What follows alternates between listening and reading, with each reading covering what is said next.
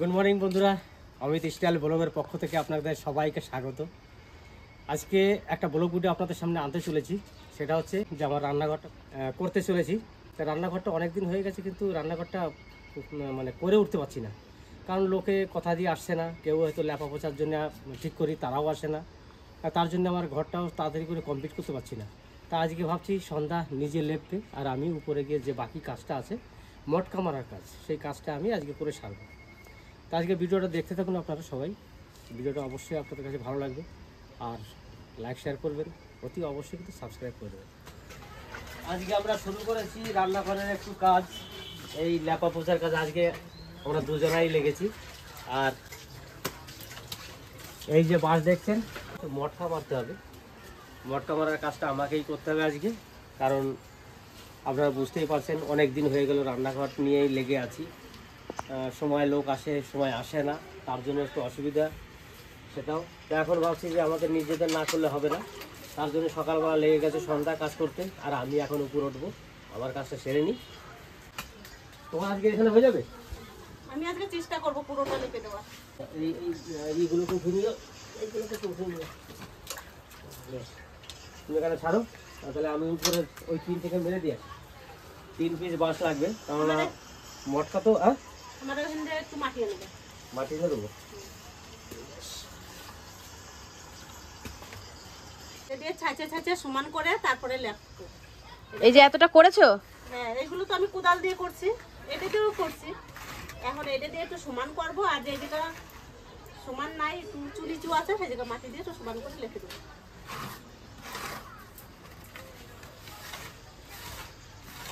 এটা দিয়ে করলে বেশি ভালো হয়।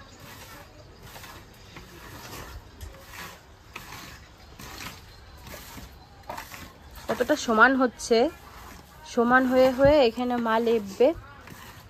এখানে কাদা ছিনবা, তাই তো মা? হ্যাঁ, এইগুলো এই শক্ত মাটিটা, এটা তো আঠালি মাটি। হ্যাঁ ওইটাই সাইড দিয়ে দেবো। সাইড দিয়ে নাহলে নরম নিচে হয়ে যাবে, হ্যাঁ। জল দিলেই ঢুকে যাবে। এই যে এই মাটিটা শক্ত মাটি। আশা করি পরশু দিনের মধ্যে রেডি হয়ে যাবে আমাদের ঘর। কালকে রং আমি যে করে হোক করবো, তুমি কাজটা করো, ঠিক আছে? হ্যাঁ, আমি উপরে যাই, উপরে যে বাসটা দেখলে 3টে বাস, তো 3টে বাস মেরে দিই। এই একটা পাশে এখানে রয়েছে। তো আজকে দিন ভালো আছে। আজকে দিনটাও ভালো আছে বেশ। এই 3টে বাস লাগবে আমার বেশ। প্রিয়া, তুমি উপরে ওঠো, আমি বাস বানাই দেবো। বেশ আমি উপরে উঠছি, বাসটা ধরে দিও আমাকে। এইখানে সব পেরেকগুলো ছিল কোথায়? ওই যে আমি নিচে রাখছি।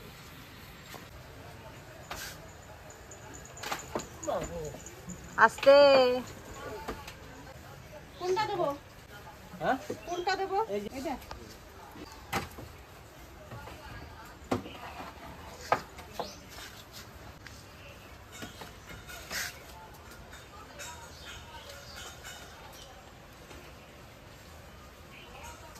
আজকে ঘরের কাজ সব কমপ্লিট হয়ে যাবে। না, শুধু মটকা মারাটা বাকি আছে। দেখা না বাসটা। ওতে কিছু হবে না।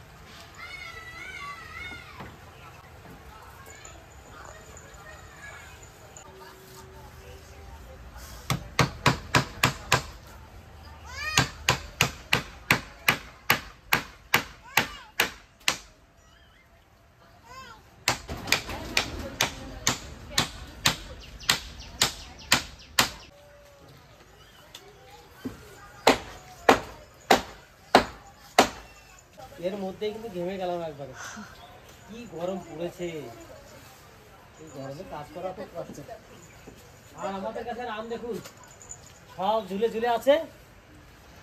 এই আমটা কিন্তু আষাঢ় মাসে পাকবে, এই মাসেও পাকবে না।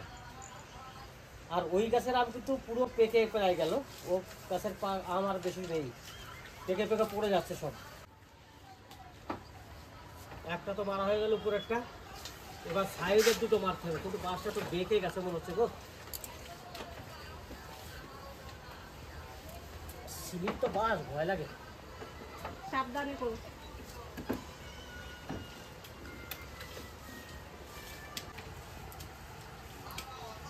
কিন্তু বাসটা বেঁকে গেছে তো, তবে কি না হয় কালকে হয়ে গেল।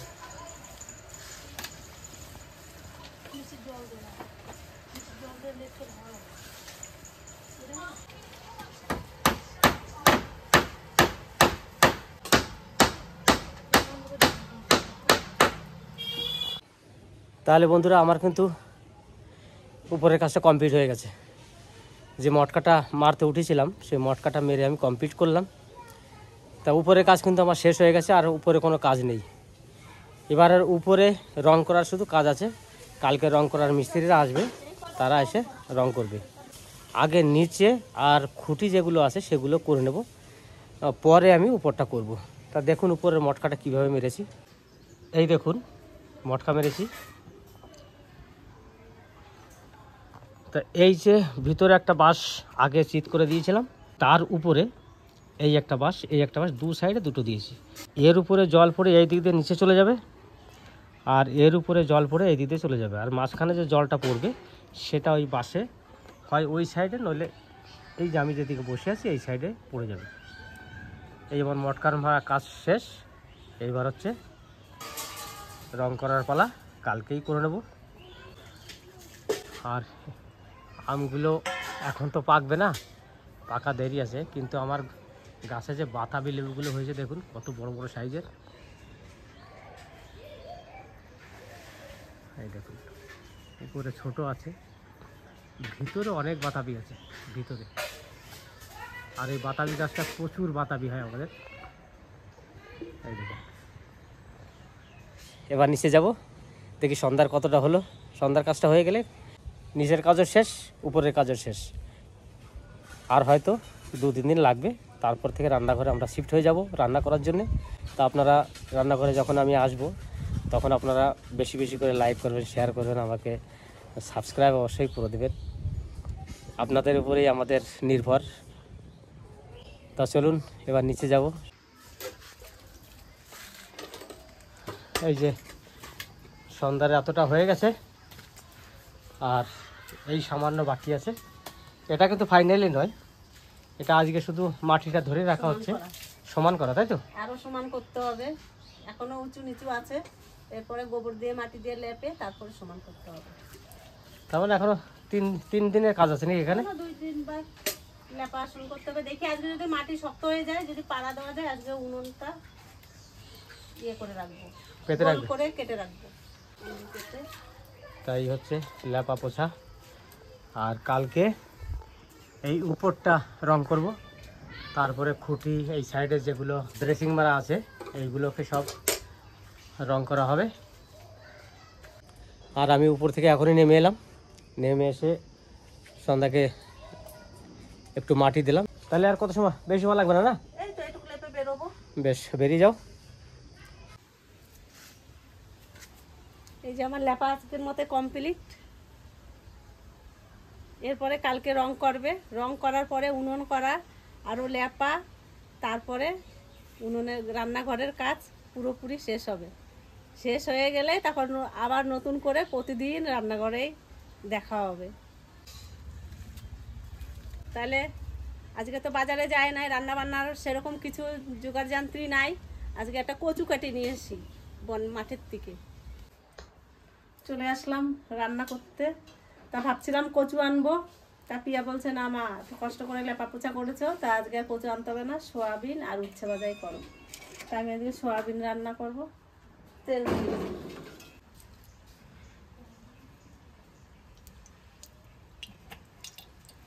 এই মশলাটা আমি একটু ভেজে নেব, শুকনো লঙ্কা আর জিরে আর আদা কাঁচা লঙ্কা একসঙ্গে সব বেটে নেব।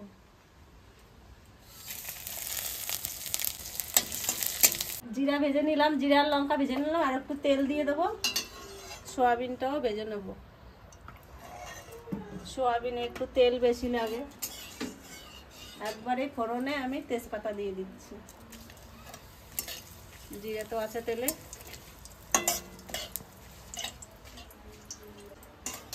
এবার সোয়াবিনটা দিয়ে দেবো।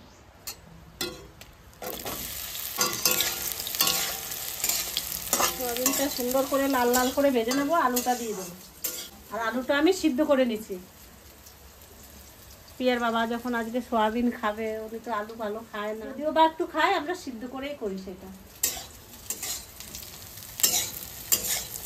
তো আমি কাকে যেন ধরেছি। এই ওরকম করে না। দেখছো লোকজন আসলে কিরকম তেড়ে যায় কামড়ানোর জন্য। পাজি মেয়ে এখন এমন করে গেছে মানে যেন কামড়েই দেবে।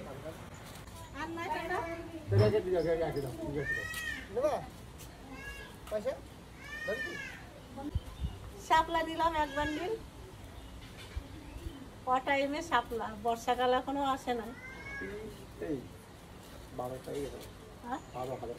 12,000 টাকা বিক্রি করে ফেলছে শাপলা তুলে। কি সুন্দর শাপলাটা না, বড় বড় হয়েছে না? বিরাট বড় বড়। তোর মতো আনসার একদিন। হ্যাঁ কালকে তো বলছি। এটা পুরো না আমার শোন না, আমার শোন না, আর আমার হচ্ছে থেকে- আমি শেষ, আমি দিই একা। সাথে যাও, আই ওর রাত বাড়ি যাই। কত গায়ের মধ্যে করে আসো। রান্না হয়ে গেছে। আমি কইছি খাবো একদিন খাবো, কবে খাবা তাই? আমি পাবো না করি।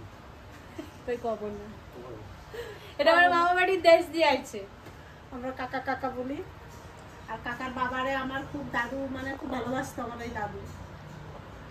না এটা জোড়া, কাকা এটা জমক দেখো। কর বান্দা বাঁধছি বুড়ি। এই হ্যাঁ এই যে জমক, এটা জমক, আমি এখনো দেখি নাই জমক। দেখো এই তো দুইটা ফুল, এইদিকে একটা মুখ বেরোছে, এইদিকে একটা মুখ বেরোছে, আর গাছটা দেখো মানে ডবল। এই দেখো এই একটা এই একটা। ফুল পাওয়াটা চারটে ফুল ফুল 12টা ফুল। এই সব দেখা যায় না, এই প্রথমই দেখলাম। হ্যাঁ আমিও প্রথম দেখলাম আমিও এটা। দেখি না এগুলো। আমি তাই বুঝি না কি ব্যাপার। হ্যাঁ এরকম দেখেছো তুমি ডবল ফুল, না। তারপরে ডবল জোড়া হয়ে একটা গেছে ফুল একবারে। ফুটে গেছে আর একটা ফুটবে, কি সুন্দর না? হ্যাঁ আর ডবল দেখছো, এই দেখো ডবল। এক জায়গা দিয়েই উঠছে জমক হয়ে। এরাও ওই যে জমক। শাপলা নিয়ে চলে আসলাম। ও মা সবের রাঁধছো তো আজকে? হ্যাঁ, সোয়াবিন রান্না অর্ধেক হয়ে গেছে। হ্যাঁ আমার সব থেকে প্রিয় সয়াবিন। এই যে শাপলা। কি সুন্দর। আর একটু বেশি করে রাঁধতে পারলে না? কেন কম হয়ে গেছে?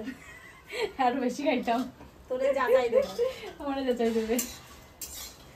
আমার সোয়াবিন ভাজা হয়ে গেছে, লাল করে ভেজে নিচ্ছি।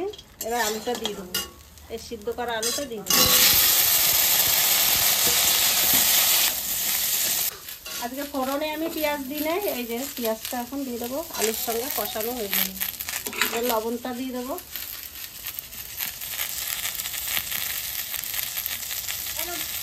হলুদ দিয়ে দেবো। এবার সুন্দর করে কষাবো, আবার একটু তেলও দেবো। এবার টমেটোটা দিয়ে দেবো।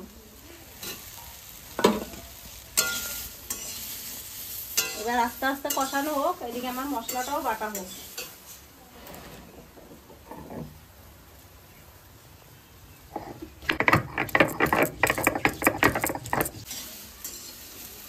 এবার আদা আর কাঁচা লঙ্কাটা দিয়ে দেবো।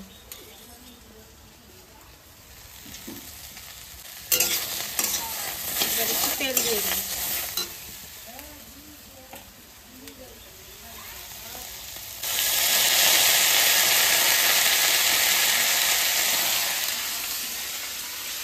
এবার একটু ভালো করে কষা নেবো, তারপর জল দিয়ে দেবো। আর এই ভাজা মশলাটা পরে বেটে দেবো, জলে দিয়ে দেবো।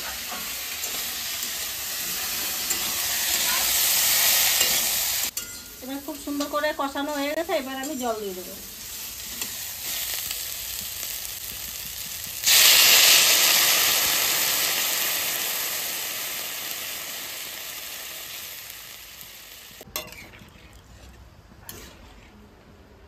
এইবার সোয়াবিনটায় জাল উঠুক, আর আমি এই মশলাটা ভেজে নামানোর আগে আগে দিয়ে আমি এটা নামাই নেব।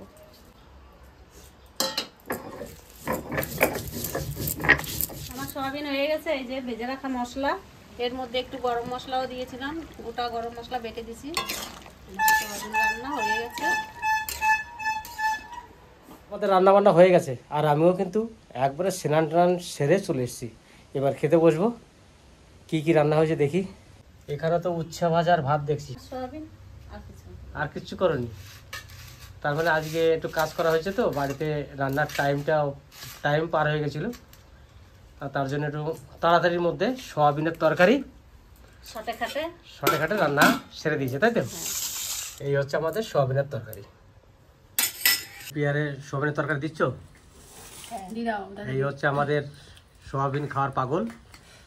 মাছ পাগল একজন, একজন সোয়াবিন পাগল, কে মাছ পাগল? আমি সব কিছুর পাগল।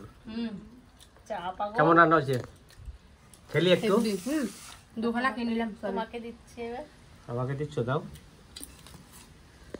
আমার মার হাতে সয়াবিন আমার এত ভালো লাগে, এর জন্যই ভীষণ সুন্দর করে রান্না করে। আর আমার মার হাতে সয়াবিন কিন্তু বহু মানুষে ভালো খায়, যেমন আমার ছোট কাকা, রিয়া, আমি, আমার দিদি, আরও অনেকেই আছে, তাদের নাম আর বলবো না, এই কজনের কথাই বললাম। এত টেস্ট বানায়, মানে কারোর হাতে এরকম সয়াবিন আমার ভালো লাগে না। একটু মাখাই ভাতগুলোকে।